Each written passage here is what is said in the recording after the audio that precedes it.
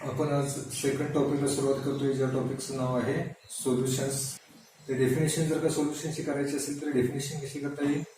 Homogeneous mixture of two or more substances or components. म्हणजेच काय, जर दोन किंवा दोनपेक्षा जास्त कंपोनेंट आपण जर का एकत्र केले आणि त्या कंपोनेंटचं homogeneous mixture, homogeneous means which is present in a single phase, एकाच फेजमध्ये कम्प्लिटली ती जर का एकमेकांमध्ये मिक्सिबल झालेलं असेल, एकमेकांमध्ये मिक्स जर का झालेला असेल तर अशा वेळी त्याला आपण होमोजिनियस म्हणतो. आणि दोन किंवा दोनपेक्षा जास्त कंपोनंट ज्यावेळी आपण एकत्र करतो, ते कंपोनंट एकत्र केल्यानंतर जर आपल्याला त्याचं सिंगल फेज मध्ये ते सगळे कंपोनंट बघायला मिळत असतील तर त्यावेळी त्याला म्हणायचं आहे होमोजिनियस मिक्सचर. डेफिनेशन काय लिहिलेलं आहे? Homogeneous mixture of two or more substances these are called as solutions. कुणाला सोल्युशन म्हणायचं आहे? Homogeneous mixture of two or more substances, दोन किंवा दोनपेक्षा जास्त सबस्टन्स होमोजिनियस, ज्याला मराठीमध्ये आपण म्हणू शकतो एकजीव असं जे मिश्रण असतं, त्या मिक्सरलाच काय म्हणायचं आहे? सोल्युशन म्हणायचं. आता एक्झाम्पल त्याची कोणते दिलेले आहेत? Sugar in water. आपल्याला माहिती आहे ज्यावेळी आपण वॉटर शुगर आपण वॉटरमध्ये टाकतो आणि शेक करतो, शेक केल्यानंतर शुगर कम्प्लिटली काय होते? डिझॉल्व्ह होते. आणि कम्प्लिटली शुगर डिझॉल्व्ह झाली की आपल्याला शुगर सेपरेट त्या ठिकाणी बघायला मिळत नाही, ती पूर्णपणे वॉटरमध्ये मिक्स झालेली असते. म्हणजे सिंगल फेज मध्ये आपल्याला नंतर काय मिळतं? शुगर आणि वॉटर सिंगल फेज मध्येच बघायला मिळते. अशा वेळी त्याला म्हणायचं आहे होमोजिनियस मिक्सचर म्हणायचं आणि त्यालाच आपण सोल्युशन म्हणणार आहोत. नेक्स्ट एक्झाम्पल कोणतं दिलेलं आहे? Alcohol in water. अल्कोहोल पण लिक्विड फॉर्म मध्ये असतं, वॉटर सुद्धा लिक्विड फॉर्म मध्ये असतं. जर आपण अल्कोहोल आणि वॉटर मिक्स केलं तर कम्प्लिटली ते मिक्स होत आणि सिंगल फेज मध्ये बघायला मिळतं. त्यावेळी त्याला होमोजिनियस म्हणायचं आहे आणि त्या होमोजिनियस मिक्सचरलाच काय म्हणायचं आहे? सोल्युशन म्हणायचं. समजा आपण वॉटरमध्ये एखादं ऑइल ऍड केलं, ऑइल इंटू द वॉटर, अशी जर कंडिशन घेतली तर आपल्याला त्यामध्ये दोन फेज बघायला मिळतात. खाली जे असते layer, first layer is a water layer आणि second layer is a oil layer. म्हणजे काय, वॉटर आणि ऑइल जर मिक्स केलं तर ते होमोजिनियस होत नाही. तशी कंडिशन असेल तर त्यावेळी त्याला आपण हेट्रोजिनियस म्हणतो. मात्र आपल्याला या ठिकाणी होमोजिनियस मिक्सचर घ्यायचं आहे आणि होमोजिनियस मिक्सचर जर असेल तर त्यावेळी त्याला आपण काय म्हणणार आहोत? सोल्युशन म्हणणार आहोत. म्हणजेच काय, जर आपण अल्कोहोलची ऍडिशन वॉटरमध्ये केली तर अल्कोहोल आणि वॉटर पूर्णपणे मिसिबल आहे, पूर्णपणे एकमेकांमध्ये मिसळतं आणि एकजीव मिश्रण तयार होतं, म्हणून त्याला आपण काय म्हणणार आहोत? सोल्युशन म्हणणार आहोत. थर्ड एक्झाम्पल मध्ये एअर. आपल्याला माहित आहे आपल्या आजूबाजूला जे काही एअर असते त्याच्यामध्ये दोन गॅस मेन असतात, एक ऑक्सिजन आणि दुसरा नायट्रोजन. पण आपल्याला असं कुठंही ऑक्सिजन सेपरेट किंवा नायट्रोजन सेपरेट दिसत नाही, किंवा त्याच्यामध्ये अजून बाकीचे अजून 1% मध्ये बाकीचे गॅसेस असतात. 99% मध्ये नायट्रोजन काय येतं? ऑक्सिजन येतं. ते आपल्याला कधीही सेपरेट बघायला मिळत. ते कम्प्लिटली एकत्र मिक्स झालेले बघायला मिळतात किंवा कम्प्लिटली एकत्र मिक्स असतात. त्यामुळे हे सुद्धा एअर, हे सुद्धा एक्झाम्पल त्याचं सोल्युशनचं आहे. नेक्स्ट आपल्याला बघायचं आहे टाइप्स ऑफ सोल्युशन्स. आता हे टाइप्स कशावर ठरणार आहेत? तर सोल्यूट आणि सॉल्व्हंट यांच्या फिजिकल स्टेट कोणत्या असते, त्या फिजिकल स्टेटवर हे टोटल 9 टाइप्स आपल्याला या ठिकाणी बघायला मिळतात. आपल्याला आता सबस्टन्सच्या 3 फिजिकल स्टेट माहिती आहेत, कोणकोणत्या? सॉलिड, लिक्विड आणि गॅस. त्याच्यावरच आपल्याला टोटल इथं 9 टाइपचे सोल्युशन्स तयार करायचे आहेत. तर तयार करताना काय करायचं बघा, सिंपल आहे, खूप इझी आहे, फारसं काही करावं लागत नाही. या ठिकाणी काय करायचं आहे? पहिली जी 3 कॉलम आहेत इथं, त्या ठिकाणी सॉलिडच्या ठिकाणी डायरेक्ट सॉलिडच लिहायचं. Solid, solid, solid. या ठिकाणी सॉलिड आपण सॉलिड घेतला, आता सॉलिड फक्त बदलत जायचं. फर्स्ट टाईप सॉल्व्हंट आपण सॉलिड घेतला, नंतर सॉल्व्हंट आपण लिक्विड घ्यायचा, नंतर सॉल्व्हंट आपण गॅस घ्यायचा. असे 3 टाइप्स आहेत. नेक्स्ट काय करायचं? आता इथं 4 to 6 पुन्हा हे फिजिकल स्टेट बदलायचे. सॉलिड, नंतर या ठिकाणी घ्यायचं आहे लिक्विड, लिक्विड, या ठिकाणी लिक्विड, या ठिकाणी पुन्हा लिक्विड. पुन्हा इथं याच 3 फिजिकल स्टेट पुन्हा अल्टरनेट टाकायचे. First one is a solid, second one is a liquid and third one is a gas. हे झाले टोटल 6 टाइप. लास्ट मध्ये पुन्हा इथे फिजिकल स्टेट बदलायचे आहे. Here solid is gas and solvents are solid, liquid or gas. असे total हे 9 types होतात. तर टाइपची नावं कशी येतील बघा. फर्स्ट वन काय केलंय आपण, सॉलिड कशाने डिसॉल्व्ह केलंय, सॉलिड मध्ये. म्हणजे आपण इथे काय लिहू शकतोय, सॉलिड इन सॉलिड. काय लिहू शकतो, सॉलिड इन सॉलिड. नेक्स्ट काय लिहू शकतो, solid in liquid. Next one is the solid in liquid.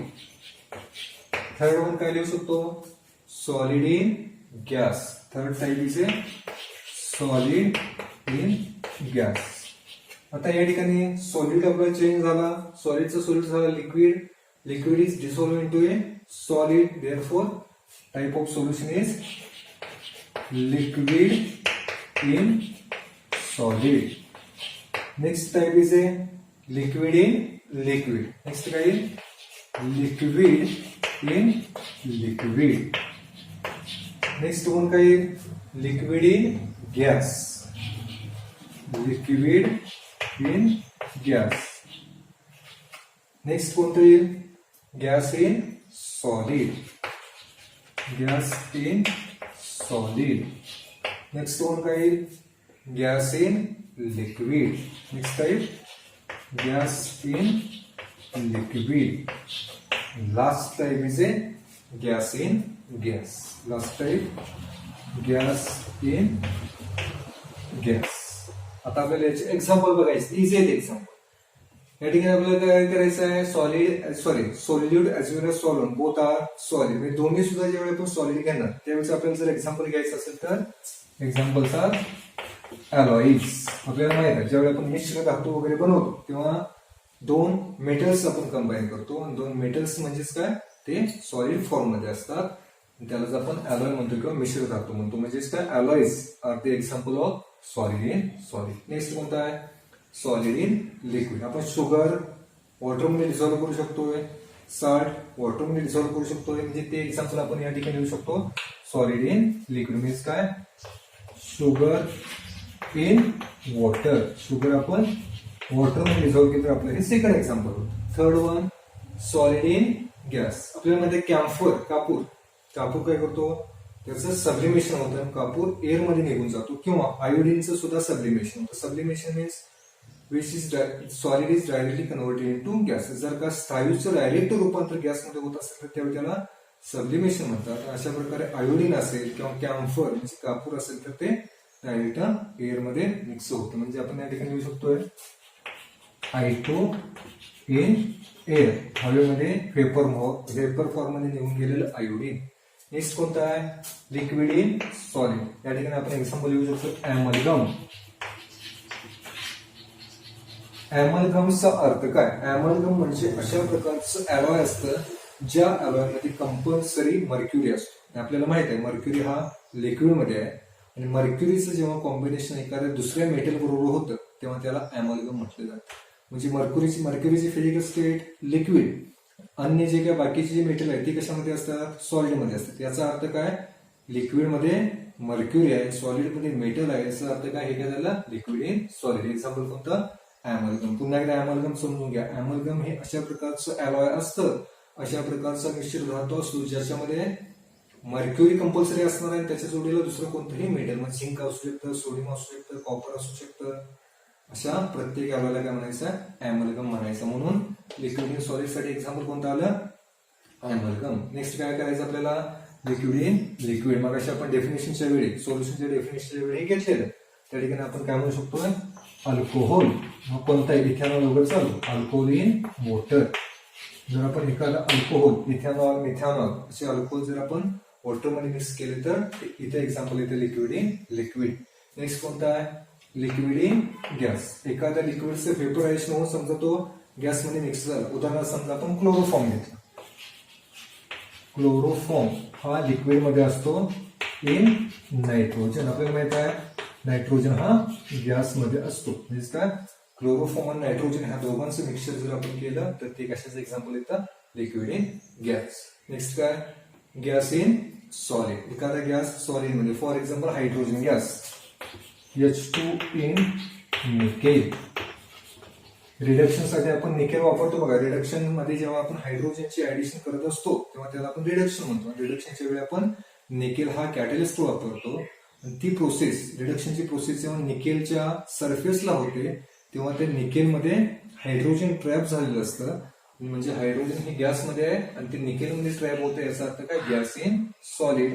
Next gas in liquid. आपण कोल्ड्रिंक वगैरे ओपन करून बघतो, कोल्ड्रिंक ओपन केली की त्याच्यातून असं फेस वगैरे बाहेर येतो बघा, किंवा अशी जोरात हवा बाहेर निघून जाते, ते काय असतं, CO2 हा गॅस असतो. तर ते आपण काय लिहू शकतोय, CO2 इन वॉटर. CO2 असेल किंवा ऑक्सिजन सुद्धा डिसॉल्व्ह फॉर्म मध्ये वॉटरमध्ये असतो, ऑक्सिजन सुद्धा डिसॉल्व्ह फॉर्म मध्ये वॉटरमध्ये असतो. ते सुद्धा एक्झाम्पल आपण या ठिकाणी गॅस इन लिक्विड साठी लिहू शकतो. लास्ट कोणतं, gas in gas. Gas in gas म्हणजे काय, एअर, हवा हे काय, वेगवेगळ्या गॅसचं काय मिक्सचर आहे. म्हणजे 2, 3 असे भरपूर गॅसेस एकत्र येतात.